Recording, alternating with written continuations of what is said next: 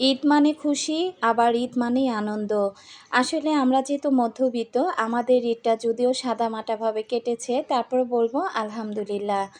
এখানে আমি যে দেখেন কি, কি নিয়ে আসছি।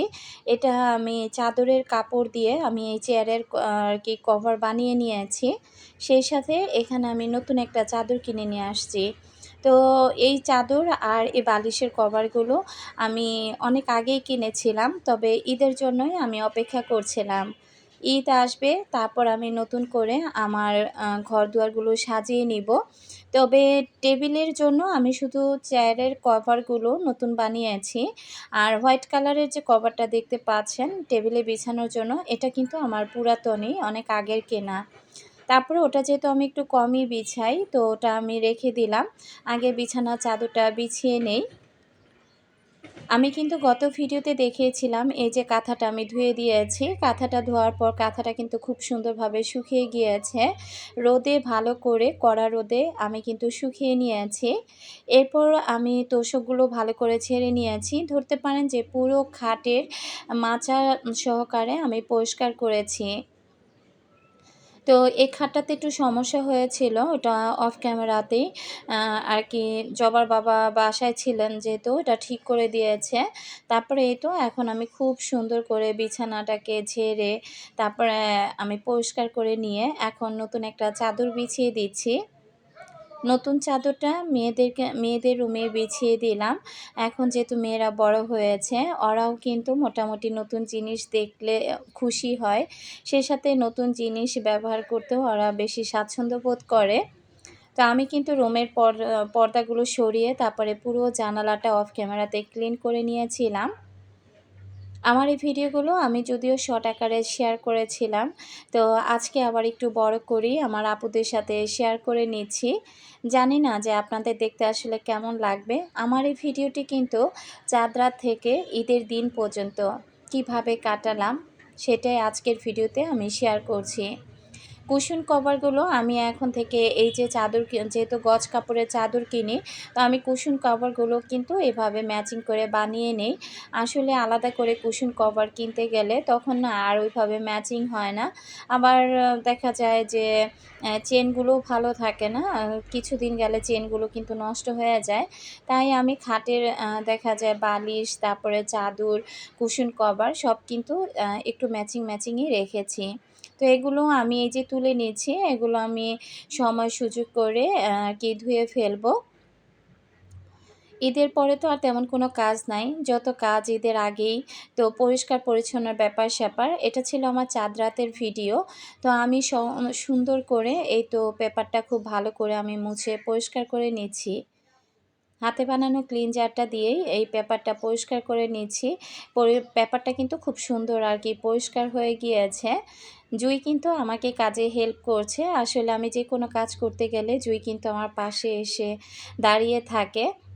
যখন যে কাজটা করি জুই আর কি যদি এদিক সেদিক হয়ে থাকে, জুই আবার সেই ভুলটা আমাকে আর কি ধরিয়ে দেয়।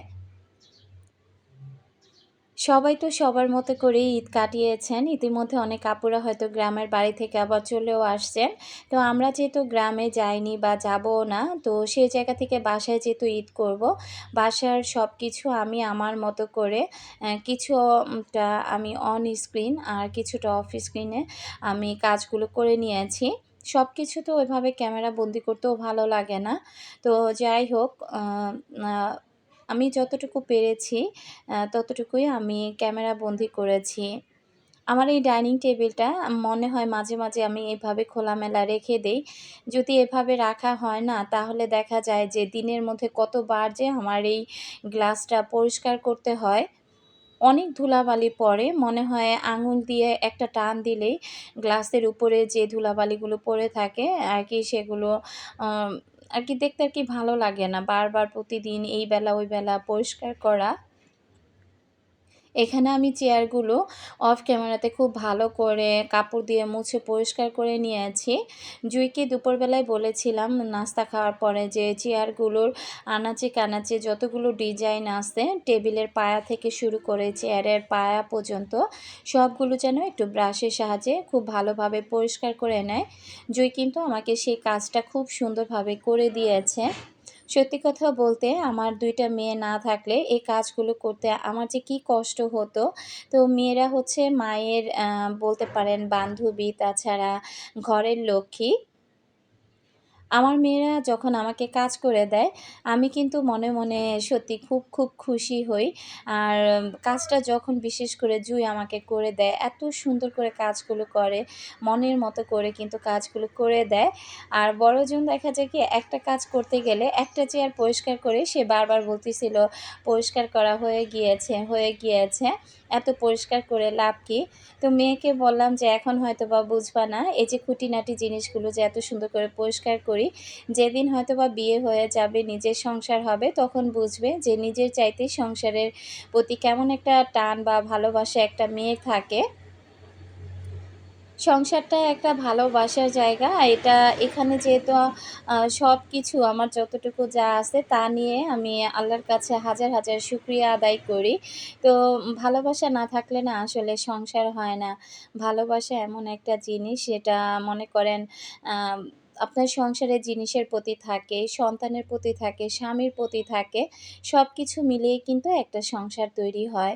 তো আমি খুব সুন্দর করে রান্নাটা একবার উপরের দিকে দিয়েছিলাম।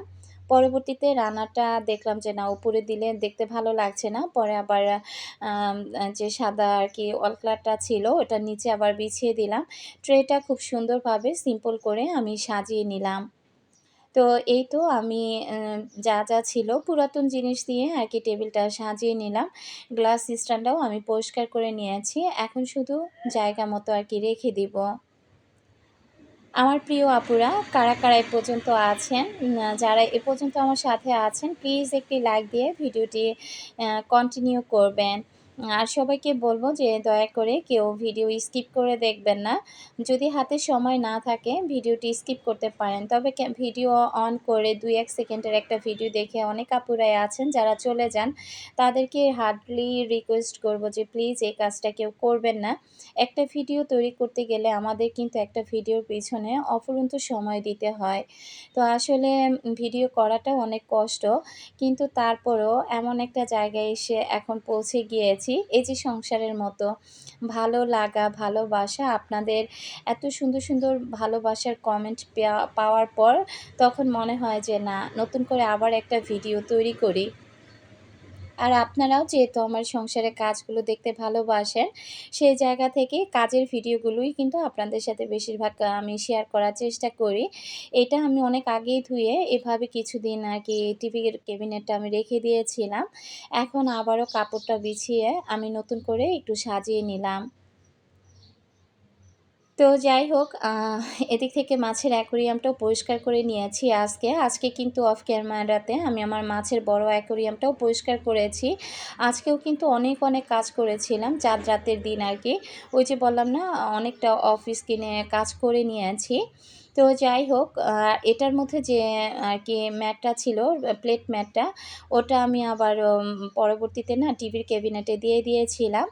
আর আমাদের রুমে এই তো এটা গত বছরের চাদর ছিল সেটাই বিছিয়ে নিলাম। তো সবকিছু ম্যাচিং হওয়াতে আমার বেশ ভালো লাগছিল। তবে বিশ্বাস করেন চাদরের কালার, রুমের কালার এক হয়ে গিয়েছে।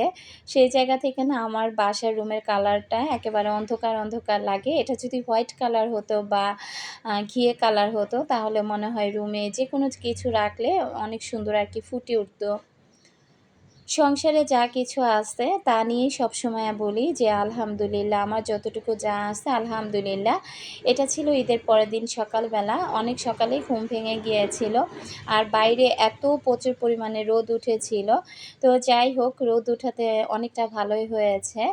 যারা কোরবানি দিয়েছেন তাদের কিন্তু কষ্ট হয়নি। তবে শুনতে পেয়েছিলাম যে ঈদের কয়েকটা দিন নাকি বৃষ্টি থাকবে। তবে আল্লাহ সত্যি আ আল্লাহ তার বান্দার উপর অনেক রহমত রেখেছেন। বৃষ্টি না হওয়াতে সবাই কিন্তু সুন্দরভাবে কোরবানিগুলো সম্পূর্ণ করতে পেরেছেন। তো যাই হোক আমরা তো আর কোরবানি দেইনি। আর ভাগ্যে থাকলে কোনো একদিন হয়তোবা দিব। এদিক থেকে জুই কিন্তু ঘরটা মুছে সবগুলো পাপোশ এই তো বিছিয়ে নিল। আজকে ঝটপট করেই খুব সকালবেলা উঠে যাওয়াতে কাজগুলো করতে আরকি অনেকটা সুবিধা হয়েছে। ওইদিক থেকে আমি রান্নাবান্নায় ব্যস্ত ছিলাম। ঘুম থেকে উঠেই অনেকগুলো থালা বাসন জমা হয়েছিল, ওগুলো রাতে আর ক্লিন করি নাই। ওগুলো পরিষ্কার করে পুরো রান্নাঘরটাকে আমি একটু সাবান পানি দিয়ে পরিষ্কার করে নিয়েছিলাম। ফ্লোরটাও ভালো করে মুছে নিয়ে এরপর কিন্তু আমি ঈদের সকালবেলা রান্নাগুলো বসিয়ে দিয়েছি। তো আমি যখন রান্না করছিলাম তখনই জবার বাবা আরকি নামাজে চলে যায়। তো যাই হোক সে নামাজ পড়তে গিয়েছে। আর আমি এই তো এখন এক, এক করে মেয়েদের পছন্দের ডেজার্টটা তৈরি করে নিচ্ছি। তো আমি ফার্স্ট টাইম কি করেছি, কাস্টার্ড পাউডারটা না গরম দুধের মধ্যেই দিয়ে দিয়েছি। দেখলাম যে অনেকটা দলা পাকিয়ে গিয়েছিল। পরবর্তীতে হালকা কুসুম গরম পানিতে যখন আমি আবার পাউডারটা দিলাম তখন খুব সুন্দর আরকি মিশে গিয়েছিল। পরবর্তীতে আবার কিছু কাস্টার্ড পাউডার দিয়ে ভালো করে জাল করে সাবুদানা ঠান্ডা করে এই তো এখন ফলগুলো দিয়ে দিলাম। আজকের আরকি এই ডেজার্টটা খেতে এত, এত মজা হয়েছিল। যতটুকু যা করেছি বিকেলের মধ্যেই কিন্তু খাওয়া হয়ে গিয়েছিল। আমি তো একবারই খেয়েছি, বিশেষ করে জবা আর ওর বাবাই বেশি পরিমাণে খেয়ে নিয়েছে। এটা ঠান্ডা, ঠান্ডা খেতেই ভালো লাগে। তো আমি আগের দিন আরকি করে রাখার আর সময় পাই নাই। চাঁদ রাতের দিন আরকি। তো এদিক থেকে এবার না আমি প্রাণের লাচ্ছা সেমাই আনি নাই। এটা আমি অন্য একটা লাচ্ছা সেমাই এনেছিলাম। তো ভালোই, সেমাইটা বেশ ভালোই ছিল। তো এই তো আমি দুধ জাল করে ভালো করে ঠান্ডা করে নিয়েছি। আর এই তো লাচ্ছা সেমাইটা এখন আমি ভিজিয়ে দিলাম। আর লাচ্ছা সেমাইয়ের সাথে দেখলাম যে এখানে কিছু কিশমিশ দেয়া আছে। তো এগুলো আমি সেমাইয়ের মধ্যে আরকি দিয়ে দিলাম। তো এই ২ টা ডেজার্টই আমি করেছিলাম। তারপর আমি অফ ক্যামেরাতে একটু নুডলসও রান্না করেছি। তো নুডলস রান্নাটা আর ওইভাবে আপনাদের সাথে আরকি শেয়ার করিনি। মেয়েরা বারবার বলতেছিল যে, "আম্মু একটু নুডলস রান্না করো।" তো ওদের জন্যই আরকি নুডলসটা রান্না করেছিলাম। আর শোকেস থেকে আমি প্লেট, বাটি যা, যা দরকার চামচ এগুলো আমি নামিয়ে নিয়েছি। এপাশে আমি মাংসটাও সকালবেলা ভিজিয়ে দিয়েছিলাম। গতকালকে প্রায় ৫ কেজির মতো মাংস কিনে আনা হয়েছে। সে মাংস থেকে আমি প্রায় এখানে কেজি খানেকের মতো মাংস রান্না করে নিচ্ছি। তো এই তো আমি সবকিছু দিয়ে কারেন্টের চুলায় বসিয়ে দিলাম। আজকে ইচ্ছে ছিল যে আমি মাংসটা রেজালা করব, কিন্তু জবার বাবা আবার রেজালাটা খেতে পছন্দ করে না। তো এই কারণে সে যেভাবে খেতে পছন্দ করে সেভাবে আমি রান্না করছি। আর এদিক থেকে মেয়ে যেহেতু বলেছে একটু ঝাল, ঝাল কিছু রান্না করতে, তো পাস্তাটা আমি সেদ্ধ করে রেখে দিব। আর একটু নুডলস আরকি রান্না করে নিব। এভাবে কিন্তু পাস্তা সেদ্ধ করে নরমাল ফ্রিজে ২-৩ দিন খুব সুন্দর রাখা যায়। রেখে তারপরে পরবর্তীতে ঝটপট করে মেহমান আসুক বা বিকেলের নাস্তা হিসেবে কিন্তু তৈরি করেও খাওয়া যায়। তো আমি এখানে আরকি লবণ দিয়ে দিয়েছি। পাস্তাটা সেদ্ধ হয়ে গেলে ঠান্ডা পানি দিয়ে ভালো করে ধুয়ে নিয়েছি। আর ওই গরম পানিটা কিন্তু আমি ফেলে দেই নাই। ওই পানির মধ্যে আবার আমি এই তো নুডলস দিয়ে দিলাম। গরম পানিটা ফেলে দিলে আবার নতুন করে গরম পানি করতে কিছুটা সিলিন্ডার আরকি অপচয় হতো। এই কারণে ওই পানির মধ্যে আবার আমি নুডলসটা সেদ্ধ করে নিলাম। তো নুডলসটা আমি অফ ক্যামেরাতেই রান্না করে নিব। আমার ছোট বোন, আমার মা বারবার ফোন দিচ্ছিল যে বাসায় যাওয়ার জন্য। আমার ছোট বোনরা যেহেতু কোরবানি দিয়েছে, তো আমি আরকি বলতেছিলাম যে, "না, আজকে ঈদের দিন কোথাও যাব না।" আর তাছাড়া বাইরে যেয়ে প্রচুর পরিমাণে রোদ উঠেছিল। আমার ঘর থেকে একেবারেই বের হতে ইচ্ছে করে নাই। তো আমি আসলে ঈদের দিন কিন্তু আমার ঈদের ড্রেসটাও আমি পড়ি নাই।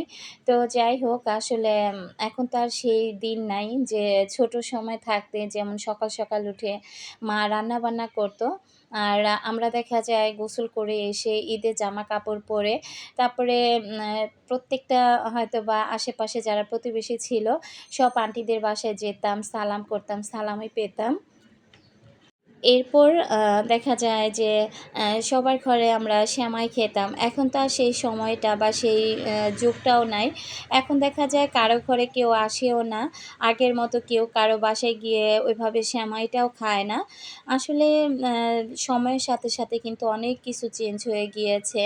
আমার মনে হয় ছোটোবেলা যেভাবে আমরা ঈদটা উদযাপন করেছি, ওই ঈদটাই সবচাইতে বেশি আনন্দের ছিল। তো আসলে ওই যে মুরুব্বিরা একটা কথায় বলে না, যায় দিন ভালো আসে দিন খারাপ। তো এটা সত্যি কথা যে যে দিনগুলো চলে গিয়েছে ওই দিনগুলো হয়তো আর কখনো ফিরে পাবো না। আমরা যে আনন্দ করেছি, ছোটোবেলায় দেখা যেত যে নাস্তা করে যেহেতু বড় একটা বাসা ছিল, তখন তো এত বড়, বড় বিল্ডিং ছিল না। হয়তোবা বড় একটা বাসা ছিল, সেগুলো টিন শেড বাসা ছিল। অনেক আপুরা আন্টিরা আমরা একসাথে থাকতাম। সেখানে বাসার সমবয়সী যারা ছিলাম নাস্তা করে এরপর আমরা আম রমনা পার্কে বা শিশু পার্কে চলে যেতাম। সেখানে গিয়ে আনন্দ উল্লাস করে তারপরে বিকেলে এসে সবাই টিভি দেখতে বসতাম। তখন তো ঘরে, ঘরে একটা টিভিও ছিল না। যে আন্টির রুমে টিভি ছিল, তাদের রুমে সবাই একসাথে বসে টিভি দেখতাম আর কত আনন্দ করতাম। আসলে আজকে ঈদ দেখে আমার পুরোনো দিনের কথাগুলো মনে পড়ে গেল। এই যে আমি একটু আম কেটে খেয়ে নিচ্ছিলাম। অনেক কাজ করেছি। এদিক থেকে মেয়েরাও রেডি হয়ে গিয়েছে। মেয়েরা রেডি হয়ে বাসা থেকে বের হয়নি ঈদের দিন। ওরা নিজেদের মতো নিজেরা অনেকগুলো ছবি তুলেছে ২ বোন একসাথে মিলে।